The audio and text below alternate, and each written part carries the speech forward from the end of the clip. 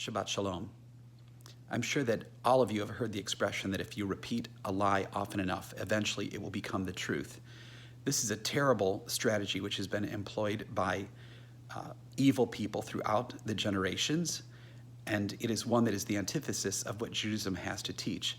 In fact, is something that we see in this week's Torah portion, Parashat Shelach Lecha.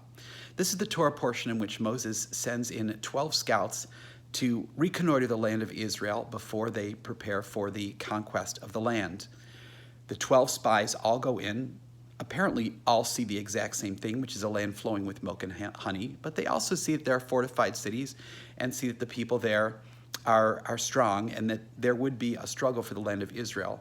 When they come back to report to the people, however, the embellishment of what they see becomes such that the people lose faith. They say that, yes, it is a land flowing with milk and honey. It's beautiful. Here's the produce of the land. But there's no way that we could ever conquer this land. That's the report of 10 of them.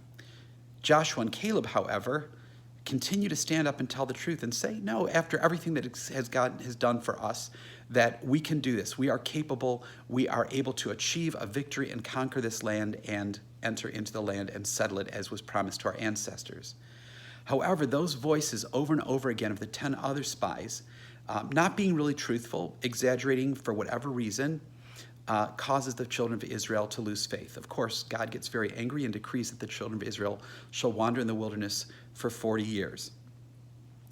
This is something that is a well-known story, as I mentioned before, from our tradition, and also teaches us that even if you say something that's not true, eventually the truth will come out, and eventually those who stand true will be rewarded, as were Joshua and Caleb, who were two people who actually ended up making it through that generation, living through the generation of the wilderness, and Joshua, of course, becoming the successor to Moses. We live in a world today in which there is what some people call a post-truth world, but we recognize that there is such a thing as truth, and that it doesn't matter how many times you may say a lie, it can never be a truth. Truth is truth, and it's up to us as human beings, as Americans, as Jews, to always defend the truth. This week at Beth El, the Heights Synagogue, we mark the yahrzeit of Ida Abrams Lewis, Adele Libman, Panita Bloom, Ethel Nuger, Ian S. Miller, Norman Siff, Wetzel Ball, and Gertrude Greenberg.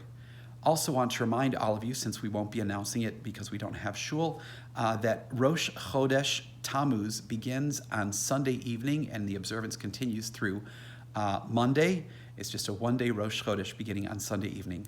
Wishing you all a Shabbat Shalom and a Chodesh Tov.